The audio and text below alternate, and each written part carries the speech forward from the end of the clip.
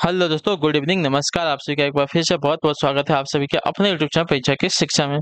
उम्मीद करता हूँ, आशा करता हूँ आप सभी जो है स्वस्थ हैं, कुशल मंगल है, अपनी तैयारी जो अच्छे और बढ़िया तरीके से कर रहे हैं। तो जो भी क्लास में फर्स्ट टाइम आए हैं, पहली बार है, नए हैं, उन सभी को बता दीजिए हमारे साथ आपकी बीएड फर्स्ट बैच 2025 की जॉब की तैयारी साथ रेगुलर बेसिस पे करवाई जाए। तो जिससे भी तैयारी पूरी करनी है, कंप्लीट करनी है, चैनल को सब्सक्राइब करके आप लोग हमारे साथ जुड़ जाइए। क्लास का समय देखिए, जीके जी की जो सुबह 10 बजे, रीजनिंग की जो है दोपहर को 1 बजे, कला की जो है शाम को 4 बजे, हिंदी की जो है शाम को 7 बजे आपको हमारे चैनल पर देखने को मिलती है। तो आप सभी को इसी टाइम जो है क्लासेस से जुड़ना है, तैयारी को पूरा कंप्लीट करना है। नीचे डिस्क्रिप्शन आप सभी को इंस्टाग्राम और टेलीग्राम का लिंक मिलेगा, तो आप हमें इंस्टाग्राम पर फॉलो करेंगे, टेलीग्राम चैनल को ज्वाइन करेंगे। टेलीग्राम चैनल पर डेली बेसिस पे आपको क्लास का अपडेट मिलेगा। बाकी जो अपडेट है क्लास के रिगार्डिंग आपको जो है और एग्जाम के रिगार्डिंग आपको टेलीग्राम चैनल के माध्यम से मिलेगा। तो आपको जो है टेलीग्राम चैनल को ज्वाइन करके रखना है, ठीक है। तो चलिए क्लास स्टार्ट करें। पहला क्वेश्चन आपके सामने दिया गया, ध्यान से क्वेश्चन को देख के उत्तर देने की कोशिश करते हुए आगे बढ़ेंगे। और क्लास स्टार्ट करने से पहले जिसने अभी तक क्लास को लाइक नहीं किया, क्लास को लाइक करेंगे। जिसने अभी तक चैनल को सब्सक्राइब नहीं किया, वो लोग जो है चैनल को सब्सक्राइब कर देंगे, ठीक है। तो चलिए क्लास स्टार्ट। पहला क्वेश्चन, संघ की राजभाषा हिंदी और लिपि देवनागरी होगी, यह भारत के संविधान के किस अनुच्छेद में वर्णित है, बताइए। संघ की राजभाषा हिंदी और लिपि देवनागरी होगी, यह भारत के संविधान के किस अनुच्छेद में वर्णित है। तो इसका राइट आंसर हो जाती है अनुच्छेद 343 में, ठीक है। अनुच्छेद 343 में वर्णित है कि संघ की राजभाषा हिंदी और लिपि देवनागरी होगी, ठीक है। क्लियर सभी को। चलिए अगले क्वेश्चन की तरफ बढ़ेंगे। आपका है 52 नंबर। कर, बैठ, चल आदि धातु प्रकार हैं, कैसे। मूल धातु हैं, यौगिक धातु हैं, प्रेरणार्थक धातु हैं, या नाम धातु हैं, कैसे हैं। तो ये सभी के सभी आपके देखा जाएगा साथियों। कर, बैठ, चल, ये आदि सभी आपके मूल धातु होते हैं, ठीक है। तो ऑप्शन नंबर जो ये दिया गया आपका राइट आंसर हो जाएगा। इनमें ना प्रत्यय जोड़कर क्रिया बन जाते हैं, जैसे करना, बैठना, चलना, ठीक है। ना प्रत्यय जोड़कर इनकी क्या है, क्रिया बनाई जाती है। लेकिन ये मूल धातु है, ठीक है। कर, बैठ, चल आपके मूल धातु है। अगले क्वेश्चन की तरफ बढ़ेंगे। आपका है 53 नंबर। औलाद किस भाषा का शब्द है। औलाद जो है किस भाषा का शब्द है। तो औलाद आपका एक अरबी भाषा का शब्द है, इतना याद रखिएगा, ठीक है। तो ऑप्शन नंबर जो ए दिया गया है साथियों, आपका राइट आंसर होगा, ठीक है। औलाद आपका अरबी भाषा का शब्द है। अगले क्वेश्चन की तरफ बढ़ेंगे। आपका है 54 नंबर, 54 है। अति धन उक्ति शब्दों की संधि करने पर शब्द कौन सा बने, बताइए। अति धन उक्ति शब्दों की संधि करने पर कौन सा शब्द बनेगा।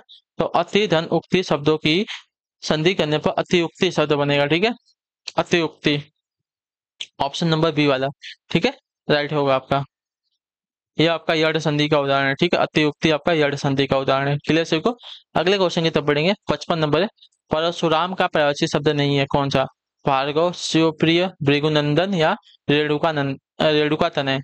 तो इसमें से अगर देखा जाएगा तो आपका शिवप्रिय जो है आपका परशुराम का प्रवाची शब्द नहीं है, ठीक है। परशुराम का प्रवाची शब्द आपका शिवप्रिय नहीं है। बाकी भार्गव, भृगुनंदन, रेणुका तनय ये सभी आपके हो जाएंगे, ठीक है।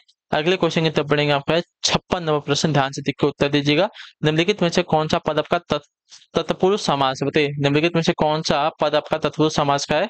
तो अगर देखा जाएगा साथियों, तत्पुरुष समास में आपका पदगत, पद को गया हुआ, ठीक है। पदगत आपका तत्पुरुष समास का, पद को गया हुआ आपका द्वितीय तत्पुरुष यानी कि कर्म तत्पुरुष समास का उदाहरण है। तो ऑप्शन नंबर जो सी वाला दिया गया आपका राइट आंसर होगा, ठीक। क्लियर होगा। अगले क्वेश्चन की तरफ बढ़ेंगे। आपका 57 नंबर, ध्यान से देखिएगा, बताइएगा राइट आंसर क्या हो जाएगा। तत्सम शब्द चुने, ठीक है। और इसमें अगर बाकी की बात करें, नवरात्र, नवरात्र आपका द्विगु समास का हो जाएगा। अनुदिन, दिन दिन अव्यय भाव का हो जाएगा, ठीक है। धर्माधर्म कर्मधारय का हो जाएगा, ठीक है। चलिए तत्पुरुष शब्द चुनने, तो तत्सम शब्द चुनना है, ठीक है। तत्सम शब्द यहाँ पे चुनना है। तो भविष्य है, खीर है, गली है और गेहूं है। तो तत्सम शब्द आपके यहाँ पे देखा, भविष्य, भविष्य आपका जो है एक तत्सम शब्द है। तो ऑप्शन नंबर जो ये दिया गया आपका राइट आंसर होगा, ठीक है। चलिए 58 है। खटोला में कौन सा प्रत्यय है। खटोला, ओला, ठीक है। ओला प्रत्यय यहाँ पे लगा है। तो ऑप्शन नंबर जो सी दिया गया आपका राइट आंसर, खटोला में आपका ओला प्रत्यय है। अगला क्वेश्चन देखा जाएगा 59 है। 59 नंबर, ध्यान से देखिएगा, बताइएगा राइट आंसर क्या हो जाएगा। चलिए क्या दिया गया, ध्यान से देखिए और बताने की कोशिश कीजिए सही उत्तर क्या होगा। जो क्रिया कर्म का बोध नहीं कराती उसे क्या कहते हैं, बताइए। जो क्रिया कर्म का बोध नहीं कराती उन्हें क्या कहते हैं। तो उसे जो है अकर्मक क्रिया कहते हैं, ठीक है। तो ऑप्शन नंबर जो सी दिया गया आपका राइट आंसर, जो क्रिया कर्म का बोध नहीं कराती उसे अकर्मक क्रिया कहते हैं। अगला क्वेश्चन आपका 60 नंबर है। सर्वनाम का प्रकार नहीं है, बताइए कौन सा। सर्वनाम का प्रकार नहीं है कौन सा। तो आपका गुणवाचक जो है सर्वनाम का प्रकार नहीं है। तो ऑप्शन नंबर जो डी दिया गया साथ ही आपका राइट आंसर होगा, ठीक है। गुणवाचक सर्वनाम का प्रकार नहीं है। क्लियर। अगले क्वेश्चन की तरफ बढ़ेंगे। आपका है 61, 61 नंबर है। चलिए, भक्ति रस का अस्थाई भाव क्या है? भक्ति रस का अस्थाई भाव क्या है? तो भक्ति रस का अस्थाई भाव आपका क्या होगा साथी, बताइए। तो भगवत प्रेम, ठीक है। ऑप्शन नंबर जो डी दिया गया है साथी, आपका राइट आंसर भगवत। भक्ति रस का अस्थाई भाव का भगवत प्रेम होता है। क्लियर सभी को? भगवत प्रेम भक्ति रस का अस्थाई भाव है। अगला क्वेश्चन है 62 नंबर, इनमें से कौन सा शब्द आपका तद्भव नहीं है? गेह देह धूल फूल। तो आपका देखा जाएगा तो देह आपका जो है तद्भव शब्द नहीं है, तत्सम शब्द है, ठीक है। तो ऑप्शन नंबर जो बी दिया गया आपका राइट आंसर होगा, ठीक है। गे गेह धूल फूल, ये आपके तद्भव शब्द है, ठीक है। देह आपका तद्भव शब्द नहीं है। अगले क्वेश्चन की तरफ बढ़ेंगे 63 कौन सा विलोम युग्म आपका गलत है यहाँ पे, ठीक है। मुख का वाचाल विलोम है, संपन्न का विपन्न विलोम है, मितव्ययी का अल्पव्ययी आपका विलोम शब्द नहीं है। मितव्ययी का अल्पव्ययी विलोम युग्म आपका गलत दिया गया है। सही युग्म आपका मितव्ययी का अपव्ययी होता है, ठीक है। अल्पव्ययी नहीं होता, अपव्ययी होता है, ठीक है। सम्मुख का विमुख आपका सही है विलोम शब्द। अगला क्वेश्चन आपका 64 नंबर।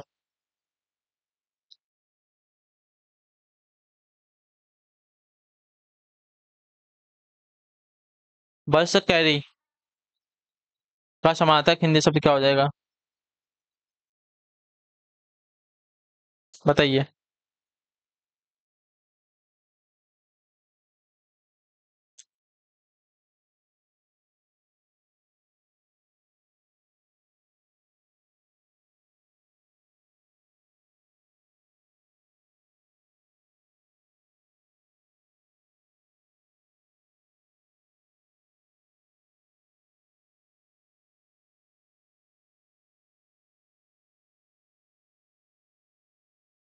इसका समानार्थक शब्द क्या हो जाएगा? तो इसका समानार्थक शब्द अगर देखा जाएगा साथियों, तो आपका राइट आंसर हो जाएगा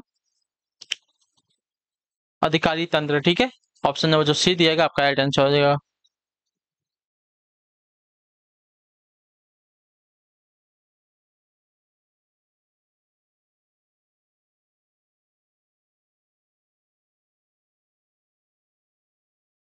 चलिए, क्लियर है। अगले क्वेश्चन की तरफ बढ़ेंगे आपका 65 में किस वाक्य में विराम चिन्ह संबंधित विसंगति है, बताइए। तो पहले वाले में, ठीक है, सूर्यकांत त्रिपाठी निराला जो दिया गया है, इसमें आपकी विराम चिन्ह वो क्या है, संबंधी आपकी विसंगति है। इसमें जो आपका डबल जो आपका कॉमा दिया गया नहीं होगा, सिंगल कॉमा होगा, ठीक है। इसको उदाहरणशील बोलते हैं। उदाहरणशील इसमें जो है गलत दिया है। सूर्यकांत त्रिपाठी निराला छायावाद के प्रमुख कवि थे। वाक्य में आपका उदाहरण चिन्ह की संबंधी आपकी विसंगति है, ठीक है। उपनाम में इकहरा उदाहरण चिन्ह रहता है, दोहरा क्या बोलते हैं, उदाहरण चिन्ह नहीं लगता है, ठीक है। चलिए अगले क्वेश्चन की तरफ बढ़ेंगे आपका है 66 नंबर। अवनी शब्द का विलोम क्या हो जाएगा? तो अवनी आपका जो है पृथ्वी का पर्यायवाची शब्द होता है ना, तो इसका विलोम आपका अंबर हो जाएगा। अंबर मतलब आकाश, ठीक है। पृथ्वी का आकाश जो है विलोम शब्द है। अगला क्वेश्चन आपका 67 नंबर, निम्नलिखित में से किस रचनाकार को महापंडित की उपाधि से विभूषित किया गया है, बताइए। तो आपका राइट आंसर हो जाएगा राहुल सांकृत्यानंद जी को। ऑप्शन नंबर जो बी दिया गया है, डी वाला दिया गया, आपका राइट आंसर राहुल सांकृत्यानंद को जो है महापंडित की उपाधि से विभूषित किया गया है। यह उपाधि इन्हें जो है काशी के पंडितों द्वारा प्रदान की गई थी। अगला क्वेश्चन आपका 68 नंबर, मूल शब्द एवं प्रत्यय की दृष्टि से सही विभाजन नहीं है, कौन सा बताए। मूल शब्द एवं प्रत्यय की दृष्टि से सही विभाजन कौन सा नहीं है? तो इसका राइट आंसर आपका हो जाएगा घुमाव वाला, ठीक है। ऑप्शन नंबर जो डी दिया गया आपका राइट आंसर। इसका अगर घुमाव का वो करेंगे संधि विच्छेद तो घूम धन आव होगा, इसमें बड़ा ऊ की मात्रा लगेगी, ठीक है। क्लियर होगा इसके बारे में। चलिए अगले क्वेश्चन की तरफ बढ़ेंगे आपका है 69 नंबर, हिंदी शब्दकोश में त्र जो है किस वर्ग के बाद आता है? तो त्र जो है आपका त वर्ग के बाद आता है, इतने याद रखिए, बहुत इंपॉर्टेंट है, ठीक है। तो ऑप्शन नंबर जो ए दिया गया आपका राइट आंसर होगा, ठीक। अगले क्वेश्चन की तरफ बढ़ेंगे आपका 70 नंबर, ध्यान से देखो, उत्तर निम्नलिखित में से कौन सा समास भगवान श्री कृष्ण को संबोधित करने के लिए प्रयुक्त नहीं किया जाता है? पीताम्बर, कंचन, कंजलोचन, त्रिलोचन या घनश्याम। तो त्रिलोचन जो है शब्द भगवान श्री कृष्ण को संबोधित करने के लिए प्रयुक्त नहीं किया जाता है। क्लियर शिव को? त्रिलोचन जो है शिव को संबोधित करने के लिए प्रयुक्त किया जाता है, ठीक है, कृष्ण भगवान को नहीं, ठीक है। 71 नंबर, वर्तनी की दृष्टि से कौन सा शब्द आपका शुद्ध अशुद्ध है? अशुद्ध शब्द हमें बताते हैं, तो यहाँ पे जो चतुर्णी दिया गया है आपका अशुद्ध शब्द हो जाएगा। ठीक है, क्लियर से कुछ क्या है, चतुर्णी शब्द वर्तनी की दृष्टि से अशुद्ध है। चतुर से चतुराई या चतुरता होगा, चतुर्णी नहीं होगा। ठीक है, क्लियर से इसके बारे में। सुर्प सुर्प सुर्पणखा, सर्पिणी, श्वेतांगी, ये सभी आपके शुद्ध शब्द हैं। अगले क्वेश्चन की तब बढ़ेंगे आपका 72 नंबर। सट सट धन आनंद शब्द का संधि क्या होगा? तो सट धन आनंद शब्द का आपका सड़ानंद होगा। ठीक है, सड़ानंद, कौन सा वाला? ऑप्शन नंबर सी वाला। ठीक है, ये आपका व्यंजन संधि का उदाहरण है। अगले क्वेश्चन की तरफ बढ़ेंगे आपका है 73 नंबर। अब चला जाए, यह वाक्य कैसा है? तो अब चला जाए आपका कर्मवाच्य वाक्य। ठीक है, तो ऑप्शन नंबर ये आपका राइट होगा। ठीक है, क्लियर है। चलिए अगले क्वेश्चन की तरफ बढ़ेंगे 74 नंबर। बैरवे के सम चरणों में कितनी मात्रा होती है? तो बैरवे के सम चरणों में आपकी जो है, सम चरणों में आपकी 7 मात्रा और विषम चरणों में 12 होती है। ठीक है, तो सम चरणों में आपके 7 और विषम में आपके 12, इतने याद रखिएगा। ठीक है, सम चरणों में 7 और विषम में 12, यह आपका विषम मात्रिक छंद होता है। अगला क्वेश्चन आपका 75। सघोष वर्ण कौन सा है? तो ब आपका एक सघोष वर्ण है। ऑप्शन नंबर जो सी दिया गया आपका राइट आंसर हो जाएगा। ठीक है, प्रत्येक वर्ग का तीसरा, चौथा और पांचवा व्यंजन आपका सघोष होता है। ठीक है, चलिए तो इसी के साथ जो आपकी क्लास है आज की यहीं पे पूरी होती है, कंप्लीट होती है। आई होप कि आपको क्लास जो साथियों अच्छी लगी है, पसंद आई तो क्लास को लाइक कर दीजिएगा, चैनल को सब्सक्राइब कर लीजिएगा और हमें कमेंट में अपना फीडबैक क्लास का बता के जो आपको क्लास कैसी लगी है। बाकी आपका कोई डाउट, कोई क्वेश्चन, कोई क्वेरी तो आप हमें नीचे कमेंट करें। हम आपसे मिलते हैं आपकी अगली क्लास में, तब तक के लिए टाटा बाय बाय, जय हिंद, जय भारत। आपसे क्लास से जुड़ने के लिए बहुत बहुत ही धन्यवाद साथियों।